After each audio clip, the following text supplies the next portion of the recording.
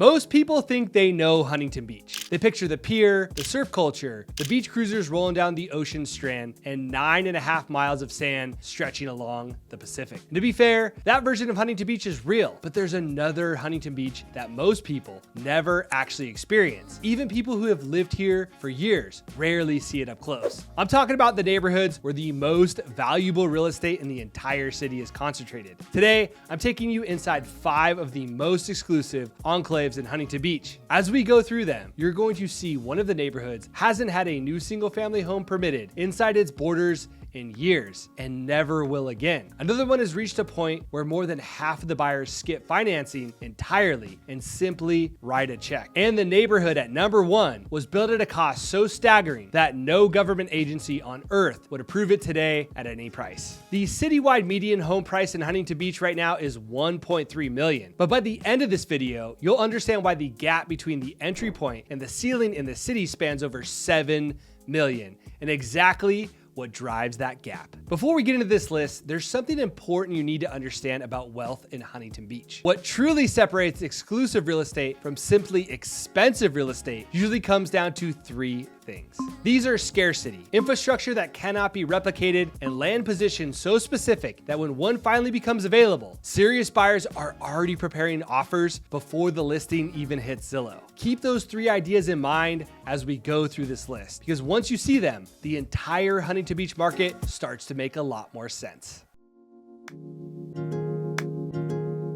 Number 5 is a neighborhood that a lot of people drive through without realizing how valuable the land around them actually is. This is Oldtown, Huntington Beach, and if you know this part of the city, you know exactly why it makes sense. Oldtown sits on the original street grid where Huntington Beach first started growing more than a century ago. Before Pacific City existed, before the waterfront resort was built, before the US Open and surfing turned the pier into an international event every summer. This grid was already here. In many ways, this is the historical foundation of the entire city. What makes Oldtown visually interesting? Most of the lots here are narrow parcels that were originally placed decades ago, which is why you see so many of the homes locals call tall and skinnies. These are typically 3-story custom-built homes that stretch vertically instead of outward because the lot width is limited. You might turn down a block and see a brand new modern farmhouse with a rooftop deck sitting right next to a small beach bungalow that has not been touched for 40 years. That contrast is part of the identity of Oldtown. It is one of the few places in Huntington Beach where the city's past and its modern luxury development exist on the same exact street. The other defining characteristics here is walkability. Oldtown carries a walk score of 81, which is one of the highest in the entire city. If you live here, you can walk to Main Street, Pacific City, the Huntington Beach Pier, the weekly farmers markets, restaurants, coffee shops, and the sand itself without ever getting in your car. For buyers relocating from cities where walkability is a major lifestyle priority, Oldtown often becomes the closest thing Huntington Beach has to that environment. Right now, the median list price here is tracking around $1.97 million. Homes average about 3 offers and typically sit around 76 days on the market, depending on price point, condition. And the underlying reason the market stays competitive is simple. The land is fixed. The street grid will never change. The lots will never expand. And what developers continue to build on those lots keeps getting more impressive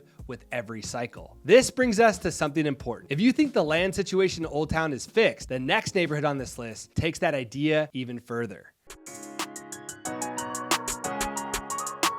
Coming up at number 4 is a community where the supply of homes is permanently capped, and there is a very specific reason that no developer will ever build another new house inside its borders. That neighborhood is Brightwater, and the reason why you'll never see another home built inside this community is actually pretty straightforward. Brightwater was the final large master plan single-family development ever constructed in Huntington Beach. When it was finished, that was the end of the line. The community sits on roughly 68 acres at the northeast corner of the Bolsa Chica Mesa. Construction happened in phases beginning in the late 2000s, and once the final home was completed, that development was effectively locked. Between the city's coastal development limitations and the environmental protections surrounding the wetlands next door, there is simply no pathway for another project like this to happen here again. The entire neighborhood contains 349 homes. That is the complete inventory, now and forever. When supply is permanently capped and the surrounding region keeps growing, the long-term value dynamics becomes very predictable. But Brightwater is not just about scarcity. The community was initially designed to interact with the land around it. In addition to the homes themselves, the development sits alongside approximately 37 acres of restored habitat connected directly to the Bolsa Chica Ecological Reserve, which is one of the largest coastal wetland preserves in Southern California. From certain parts of the neighborhood, you can walk directly onto the trail system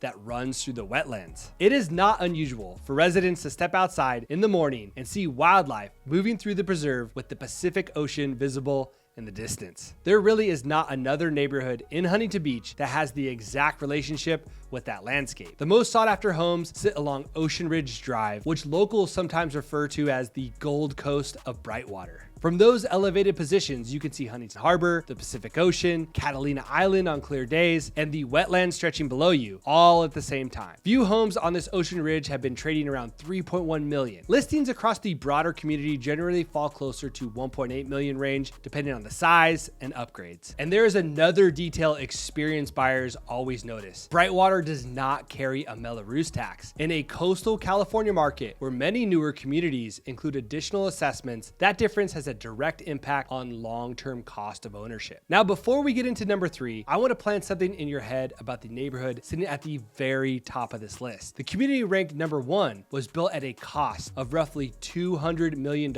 and that was in 1963. Once you understand why that number matters, you will see exactly why it sits at the top of the Huntington Beach market. But first, number 3, and this might be the most underrated prestige address in the entire city.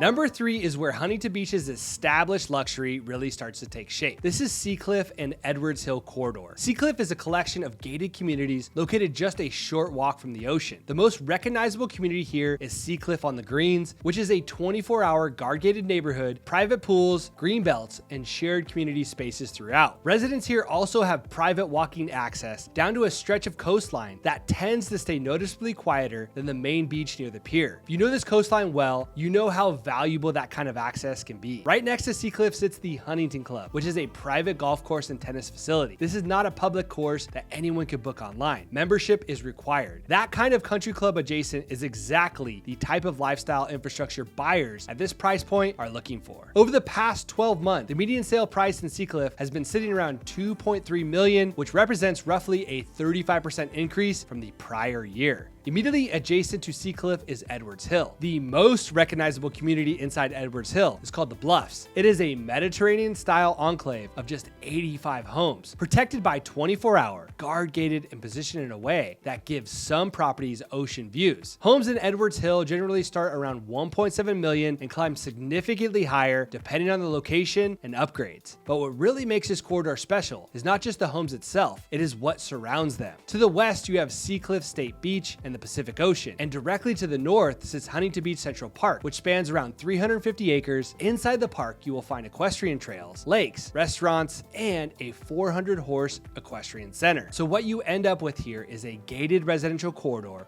that sits between the Pacific Ocean on one side and one of the largest open park systems in Orange County on the other. This is not a combination you can recreate somewhere else in Huntington Beach. Inventory here also stays tight. When homes come to the market in this corridor, they tend to move quickly. Now, the next neighborhood tends to surprise people because you have probably driven past this neighborhood dozens of times without realizing what it actually is. And once you see that more than 60% of the buyers here skip financing entirely and pay cash, the market behavior will start to make a lot more sense. Talking about Sunset Beach, and if you've ever driven PCH towards Seal Beach, you've already passed it. Most people just do not realize what they are looking at. It is a narrow 1.5 mile stretch of coastline located at the northern edge of Huntington Beach, right where the city meets Seal Beach. The entire community is made up of 641 housing units. That is the total supply. There is no room for expansion. South Pacific Avenue runs along the oceanfront. North Pacific Avenue sits along the harbor side, and Broadway cuts through the entire center of the neighborhood. That street street grid is completely fixed. Because of that structural scarcity, prices here behave very differently from the rest of the Huntington Beach housing market. And this brings us back to the statistic I mentioned earlier. Roughly 60 to 65% of transactions here involve cash buyers. That tells you a lot about who's competing for these properties and how quickly deals move when something becomes available. Over the past decade, median home values in Sunset Beach have climbed dramatically. Prices that were sitting around 1.2 to 1.5 million back in 2015 are now typically landing somewhere between 2.5 million and 2.7 million. That represents aggressive appreciation, somewhere in the range of roughly 65 to 125%, outpacing the broader Huntington Beach market by a significant margin. Year over year, median sales prices are up around 22%, which is one of the strongest appreciation figures in any submarket across Orange County. On the oceanfront side, homes along South Pacific Avenue have been trading between roughly 5 million and 8.75 million. But Sunset Beach is not just about numbers. The community has a genuine small town character that is difficult to replicate along the Southern California coast. It has its own post office, its own community center, and a culture that revolves heavily around the water. People who move here tend to stay for a very long time, which is exactly why inventory stays so thin. Now, let me explain the number I mentioned earlier, $200 million in 1963 dollars, because once you understand why that number matters, you'll understand why exactly this neighborhood sits at the top of the Huntington Beach market. In 1963, developers looked at a massive stretch of coastal wetlands on the northwest corner of Huntington Beach called the Sunset Bay Estuary. Instead of leaving it untouched, they decided to build something that had never existed before in Southern California. They spent $200 million dredging the estuary and engineering 5 entirely man-made islands from scratch. In today's dollars, that is well over $2 billion. Those islands became Admiralty Island, Davenport Island, Gilbert Island, Humboldt Island, and Trinidad Island. A network of navigable channels was engineered through the development and connected to the Pacific Ocean through Anaheim Bay. By the mid-1960s, Huntington Harbor existed, and there is not a single environmental agency, coastal commission, or government body on this earth that would approve the destruction of a coastal wetland estuary to build 5 man-made islands today. Not at 2 billion, not at 20 billion. What exists in Huntington Harbor exists because it was built before an era of modern environmental protection, and that window is permanently closed. You cannot create more of this. What's there is all there will ever be, and that irreplaceability is baked permanently into every price tag in the harbor. Median sales price hit $2.1 million, up 9.2% year over year. At the top of the market, waterfront estates located on Trinidad and Admiralty Island with private docks have been trading between $5.5 million and $7.95 million. Inventory here stays extremely tight, and some of the highest tier homes rarely trade at all, particularly properties inside Coral Cay, which is the guard-gated community located directly off PCH Highway with frontage on the main harbor channel. But the real defining characteristic of Huntington Harbor is the boating lifestyle. Most permanent homes have private docks ranging from 35 to 90 feet. Owners keep their boats tied directly to their property, cruise through the residential channels, pass under the Pacific Coast Highway Bridge, and reach Anaheim Bay. From there, they're about 15 minutes from the open ocean. For many residents, Catalina Island becomes a day trip from their own backyard. Every December, these same harbor channels fill with tour boats during the Cruise of Lights, when homeowners decorate their docks and waterfront homes in one of Orange County's longest running holiday tradition. That kind of culture takes decades to build, and it cannot be manufactured. Entry into Huntington Harbor sits around $1 million for a condo. Landlocked single-family homes run $1.5 to $2 million. Waterfront with a private dock, you're starting at $2 million and running well past $8 million for the right main channel property. So you see, entry into this market starts around $1.7 million in Oldtown or Brightwater. The ceiling in Huntington Harbor is north of $8 million for a main channel waterfront estate. What separates those numbers isn't size or finishes, it's irreplaceability. Land that cannot be duplicated, docks that cannot be permitted, a community built once for $200 million in 1963 that will never be built again. That's what you're actually paying for at the top of this market. But before you decide to buy here, there is one more conversation you need to have. Every coastal city has details that most buyers do not fully understand until after they move in. So if you are seriously considering Huntington Beach, the next video you should watch is right here on screen. It's called The Real Cost of Buying in Huntington Beach, 10 Hidden Risks. And if you have a specific question that you want to ask me about making a move move here. All of my contact information is on screen and in the description below. I've helped more than 120 families buy and sell homes across Orange County and Long Beach, and my goal is always the same: to help you understand exactly what you're buying before you make a decision. Reach out, let's talk about whether Huntington Beach actually makes sense for you.